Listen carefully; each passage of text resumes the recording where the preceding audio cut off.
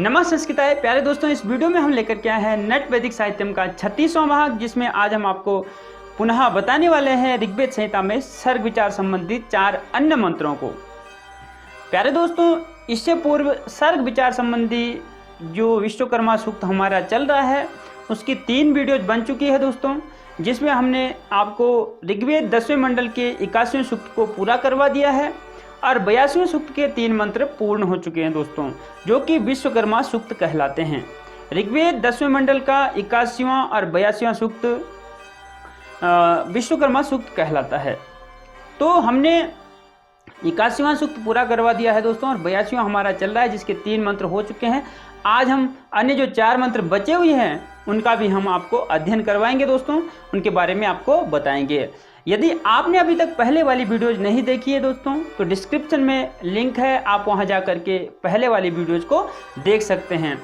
आप इस बात का ध्यान रखिए दोस्तों कि यूजीसी नेट संस्कृत कोड 73 के लिए ये जो मुख्य भाग है ऋग्वेद संहिता में सर्ग विचार बहुत ही महत्वपूर्ण है दोस्तों।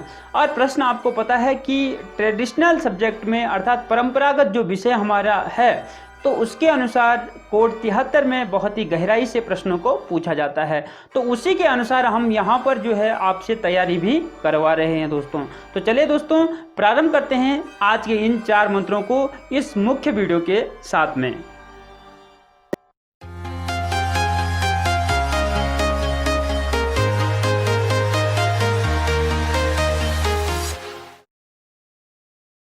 प्रारंभ करते हैं दोस्तों आज के इन 4 मंत्रों को। ये मंत्र ऋग्वेद 10वें मंडल के 82वें सूक्त के अंतर्गत आते हैं, जो विश्वकर्मा सूक्त कहलाते हैं। तो इस सूक्त के 82वें सूक्त के 3 मंत्र पूरे हो चुके हैं और उससे पूर्व 81वें सूक्त के 7 मंत्र हमने पूरे किए थे दोस्तों। तो आज हम चौथे मंत्र से प्रारंभ करेंगे। तो चलिए प्रारंभ करते हैं। ये तीसरा मंत्र आपको स्क्रीन पे दिखाई दे रहा है। ये हमने कल आपको पूरा करवा दिया था दोस्तों। इसमें बताया गया था कि वह विश्वकर्मा देव क्या है, सृष्टि के पिता है, जनिता है, विधाता है, विश्वा है, देवानाम नामधा है। इस प्रकार से उनके कई नामों से उनकी प्रशंसा, उनकी स्तुति की गई। तो आज हम आगे चलते हैं और जो विद्वान लोग होते हैं वे उनको प्रश्न पूछते पूछते कि परमेश्वर कौन है, हमारा निर्माणकर्ता कौन है, ऐसे प्रश्न करते हैं और अंत में उस परमात्मा तत्व को प्राप्त कर लेते हैं। तो चलेंगे अभी चौथे मंत्र में। चौथा मंत्र है दोस्तों। तो मंत्र को शुरू करने से पूर्व हम मंगल कर लेते हैं। ओम गणनाथ सरस्वती रवि शुक्रो बृहस्पति पंचेतान संस्मरे नित्यम वेदवाणीं प्रवर्तयेत्। अब इस मंत्र में विश्वकर्मा के महत्व को प्रतिपादित कर रहे हैं और कह रहे हैं हरि ओम मात आयजंत द्रविणं समस्मारिषयः पूर्वे जरितारो न भूना असूर्ते सूर्ते रजसि निसत्ते ए भूतानि समकृण्वन्निमानि। तो त आयजंत द्रविणं समस्मा ऋषयः पूर्वे जरितारो न भूना। अन्वयार्थ में चलते हैं कि ते पूर्वे ऋषयः जरितारः न भूना अस्मै द्रविणं सम आयजंत। अर्थात वे जो प्राचीन ऋषिगण है वे जिनको एक स्तोता के समान, जरितारः स्तोतागण स्तुति करने वाले, उन स्तोताओं के समान समस्मा क्या करते हैं, उन स्तोताओं के समान जो क्या करते हैं तो विश्वकर्मा के लिए अस्मै, अस्मै किस विश्वकर्मणे, विश्वकर्मा के लिए क्या करते हैं द्रविणम सम आयजंत। जो द्रविण देते हैं वो द्रविण क्या है, वो द्रविण है भूना, अर्थात जो चरो पुरोडास आदि जो पदार्थ होता है उस रूप में जो धन ऋषियों के पास होता है उस धन से वो क्या करते हैं सम आयजंत, वह विश्वकर्मा जी के सम्यक रूप से क्या करते हैं यजन करते हैं। किसका, विश्वकर्मा जी का। तो चरु क्या है, जो हवन के लिए या यज्ञ के लिए जो बना हुआ अन्न होता है वह चरु कहलाता है। जिसको हम यज्ञ के अंत में अग्नि में यजन करते हैं, देवताओं को समर्पित करते हैं। पुरोडास भी उसी को कहा जाता है। पुरोडास का दूसरा अर्थ ये भी है कि जौ से बना हुआ कोई पदार्थ, जौ से बनी हुई रोटी, उसको हम क्या करते हैं, यज्ञ के अंत में उसको हम देवों को आहुति देते हैं।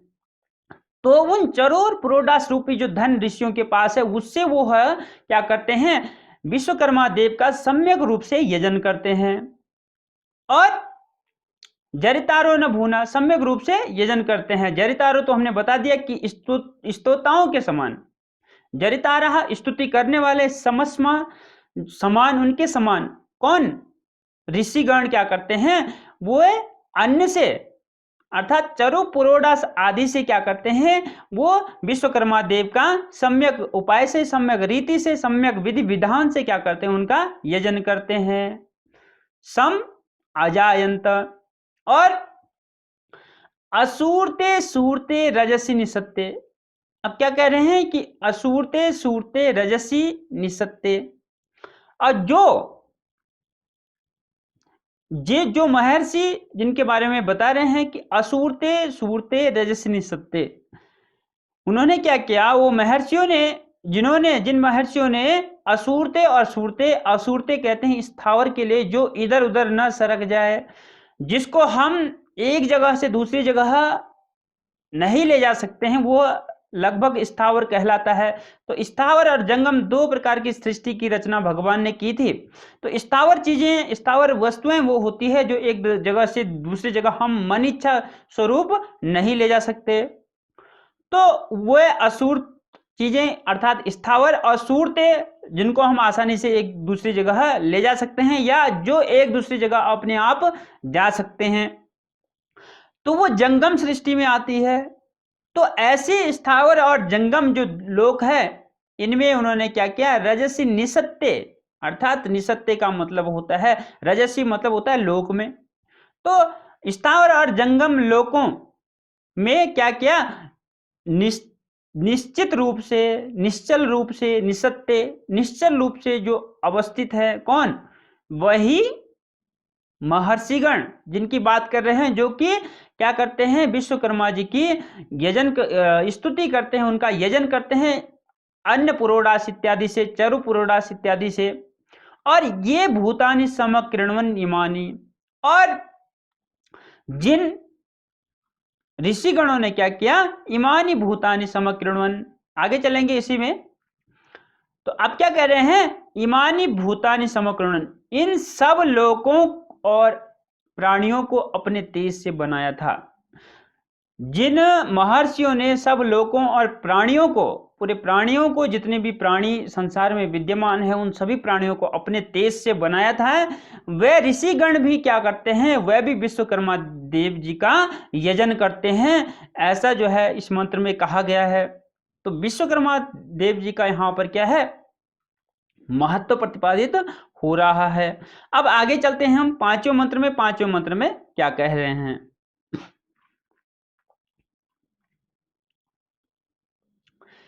हरि ओम मा परो दिवा पर एना पृथिव्या परो देवेभिर्सुरसुरैर्यदस्ति कंसिद्गर्भे प्रथमं दध्र आपो यत्र देवाः समपश्यन्त विश्वे। यहां पर देखेंगे क्या कह रहे हैं कि परो दिवा पर एना पृथिव्या। अब विश्वकर्मा देव के लिए ही बोल रहे हैं, जिसका यजन पहले में कहा, जिसका यजन ऋषिगण करते हैं। कौन ऋषिगण करते हैं कि जो निश्चल होकर के, स्थावर और जंगम जो सृष्टि है, जो लोक है, उनमें निश्चल होकर के जिन्होंने क्या किया, इन लोकों की, इस संसार की और प्राणियों की क्या की, रचना की अपने तेज से।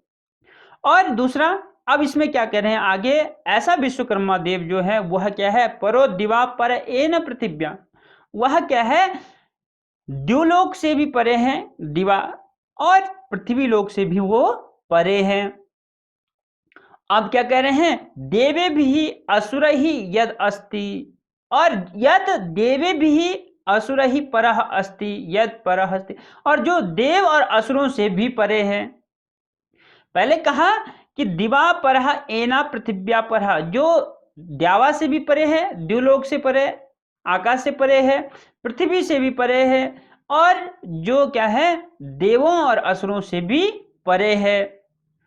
और आगे चलते हैं। अब कहा कम स्वित गर्भे प्रथमम दध्र। अब जब उन्होंने अभी उन्हीं विश्वकर्मा जी के बारे में बता रहे हैं कि जैसा कि हमने कल के मंत्र में पढ़ा था कि सबसे पहले विश्वकर्मा देव ने सृष्टि की रचना में उन्होंने सबसे पहले जो रचना की थी वो जल की रचना की थी, उसके बाद द्यावा पृथ्वी की रचना की थी। तो अब जल की रचना के बारे में जो विद्वत गण है उनका क्या प्रश्न है?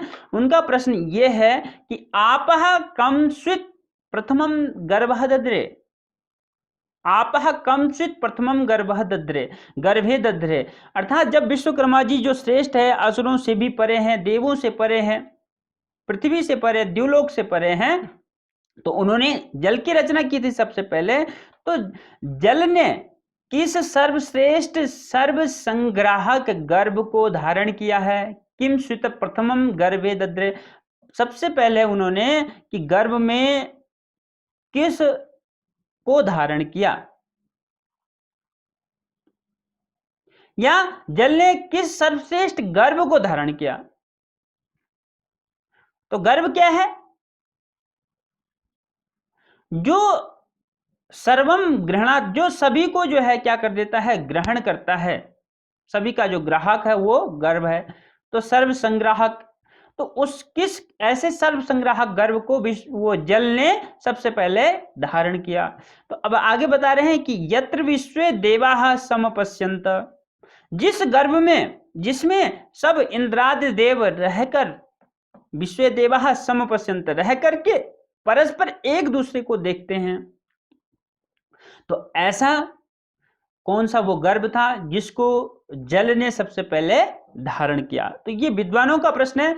चलेंगे आगे वाले मंत्र में कि उस मंत्र में उस प्रश्न का उत्तर मिल रहा है। चलते हैं अभी छठे मंत्र में। तो अब देखेंगे यहां पर भी विश्वकर्मा देव की ही बारे में बता रहे हैं।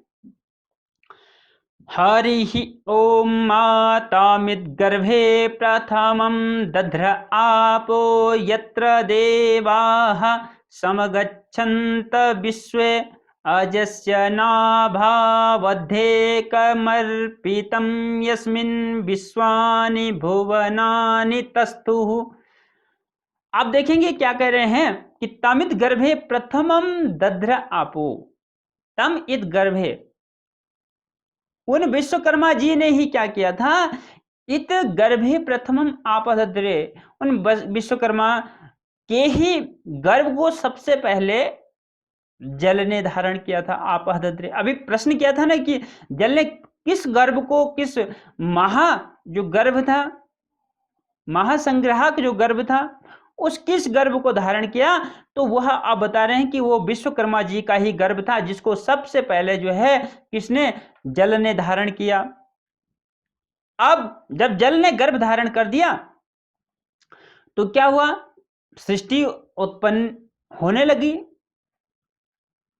जल में जैसे कि गर्भ धारण जब होता है तो गर्भ धारण के बाद बच्चा पैदा होता है, धीरे धीरे वो बढ़ने लगता है। ऐसे ही सृष्टि का कर्म भी है, जल को पहले बनाया, अब जल में जो गर्भ धारण हुआ वह किसका था, विश्वकर्मा जी का ही था। तो अब जो है पुनः सृष्टि का प्रारंभ शुरू होने लग गया, सृष्टि में जो प्राणी है उनका क्रम शुरू होने लग गया। यत्र विश्वे देवा समगच्छन्त, जिस गर्भ में इंद्रादि देव सब एकत्र होते हैं, ऐसा गर्भ है किसका, विश्वकर्मा जी का, उसी गर्भ को धारण किया जल ने। अब आगे क्या कह रहे हैं, यत्र देवा समगच्छन्त विश्व, विश्व के सारे देव जिसमें एकत्रित रहते हैं, एकत्रित होते हैं। अब कह रहे हैं अजस्य नाभौ अधि एकम अर्पितम, उस अजन में भगवान की नाभि में यह समस्त विश्व एक रूप हो जाता है। नाभि में, अब जब गर्भ धारण हुआ तो नाभि में कह रहे हैं अजन में भगवान के, कहां, गर्भ में जो जल था अब उस नाभि में वो समस्त विश्व जो है सम्यक रूप से आश्रित है, अथवा इसमें सब ब्रह्मांड है। नाभि के ही लिए कह रहे हैं कि उसी में जो है सारा ब्रह्मांड है, वो अजन्मा। तो उसी में क्या है, पूरा ब्रह्मांड है, उसी में सारे प्राणी, पूरा विश्व जो है सम्यक रूप से उसी पे नाभि पे स्थित है। तो अभी अंडज रूप में भी उसको हम कह सकते हैं कि वह अंडज रूप में विद्यमान है नाभि में। और जब बीज की उत्पत्ति होती तो पहले बीज होता है, बीज की पुनः अंकुर, अंकुर से पुनः वो वृक्ष हो या पेड़ किसी का भी रूप लेता है। तो उसी प्रकार से यह समस्त विश्व उनके नाभि में आश्रित है। और अब आगे क्या कह रहे हैं कि यस्मिन् विश्वानि भुवनानि तस्थुः, जिसमें, जिस विश्वकर्मा देव में सब भूत, सब प्राणी आदि रहते हैं, स्थित हैं, वह विश्वकर्मा देव है। उनके महात्म्य को, उनके महत्व को यहाँ पर बता रहे हैं, दर्शा रहे हैं। तो ये सारे विश्वकर्मा देव के बारे में है। दूसरा, हम यहाँ पर नाभों का अर्थ हम दूसरी तरीके से लगा सकते हैं। जैसे कि हमें पता है कि भगवान विष्णु की नाभि से कमल निकला था और उसके बाद ब्रह्मा जी की उत्पत्ति हुई है, सृष्टि कर्म का जो था। तो उसके बारे में भी यहां पर हम कह सकते हैं कि जो अजन्मा भगवान विष्णु है, उनकी नाभि में यह पूरा क्या है, विश्व सम्यक रूप से आश्रित है, क्योंकि उसी से उत्पत्ति हुई थी और पूरा ब्रह्मांड भी इसी में समाया है। तो कहीं ना कहीं जो विश्वकर्मा है उसी को यहां पर विष्णु का रूप भी दे रखा है। तो चलते हैं, ये आपका छठे मंत्र का अर्थ हो गया दोस्तों। अब चलते हैं हम सातवें मंत्र में। तो पूरा जो है, जिसमें पूरे सारे प्राणी, सारा विश्व जिसके अंदर आ जाता है, ऐसे वह विश्वकर्मा देव है। ये ऋषिगण विश्वकर्मा जी के महात्म्य को यहां बता रहे हैं। अब चलते हैं अंतिम मंत्र, सातवें मंत्र में। सातवें मंत्र में क्या कह रहे हैं, अब कुछ मनुष्यों के लिए भी है, हम लोगों के लिए। जब ऋषियों ने, जो दृष्टा थे मंत्रों के, तो कुछ मनुष्यों के लिए भी कहा गया है। क्या कहा गया है, हरि ओम मानतं विदाथ य इमा जजानान्यदुष्माकमन्तरं बभूव निहारेण प्रावृता जल्प्या चासुत्रिप उक्थसासश्चरन्ति। अब क्या कह रहे हैं कि हे मनुष्यों, मनुष्यों के लिए यहां पर कह रहे हैं कि तम न विदाथ यह इमा जजाना, तम न विदाथ यह इमा जजाना, क्या तुम लोग उसको नहीं जानते जिसने इस पूरी सृष्टि की रचना कर रखी है, जिसने इन सब लोगों की रचना की, इन प्राणियों को उत्पन्न किया है। यह इमा जजाना, क्या तुम उस विश्वकर्मा देव को नहीं जानते हो? और आगे क्या कह रहे हैं, युष्माकम अंतरम अन्यत बभूव, युष्माकम अंतरम अन्यत बभूव, अन्यत बभूव। ऐसा लगता है कि जब आप उनके बारे में नहीं जानते हैं, तो ऐसा लगता है कि तुम्हारे अंतर्गत, जो तुम्हारे अंदर जो ईश्वर है, वह निश्चित रूप से कहीं दूसरी जगह ही क्या है, विद्यमान है। क्योंकि ईश्वर तत्व तो सभी में विद्यमान है, लेकिन जो विश्वकर्मा देव को नहीं जानते हैं, तो लगता है कि निश्चित रूप से ही उनके मन में, उनके जो अंतर घट में, वह ईश्वर कहीं दूसरी जगह विराजमान है। जो उन मनुष्यों को वह विश्वकर्मा देव दिखाई नहीं देता, वह परमात्मा तत्व नहीं दिखाई देता, उसके बारे में उन्हें जानकारी नहीं है। अब क्या कह रहे हैं, निहारेण प्रावृता जल्प्या। अब जानकारी कहां से होगी, क्योंकि वे लोग निहारेण प्रावृता, वे कोहरे से ढके हुए हैं, कोहरे से गिरे हुए हैं, अर्थात अंधकार रूपी जो अज्ञान है, या अज्ञान रूपी जो अंधकार है, उससे वे लोग ढके हुए हैं। तो इसलिए उनको वो परमात्मा तत्व तो दिखाई नहीं देता, इसलिए उन्हें विश्वकर्मा देव दिखाई नहीं देता, इसलिए उनकी जानकारी, उनका ज्ञान उनको है ही नहीं। मनुष्यों के लिए कह रहे हैं, जो विश्वकर्मा देव को नहीं जानता है, उनके लिए कह रहे हैं। और क्या कह रहे हैं, असुत्रिपः जल्प्या च उक्थसासः। अब कह रहे हैं कि असुत्रिपः, असवः, असवः किसको कहते हैं, प्राणों को। तो कह रहे हैं कि असुतृपः वो वही मनुष्य हो सकते हैं भैया, उनको क्या है, उनका प्राण किसी भी तरीके से तृप्त हो जाए। येन केन प्रकारेण असवः तृप्ताः, किसी भी प्रकार से हमारे प्राण क्या हो जाए, तृप्त हो जाए, ऐसे मनुष्य ही उस भगवान को नहीं जानते हैं।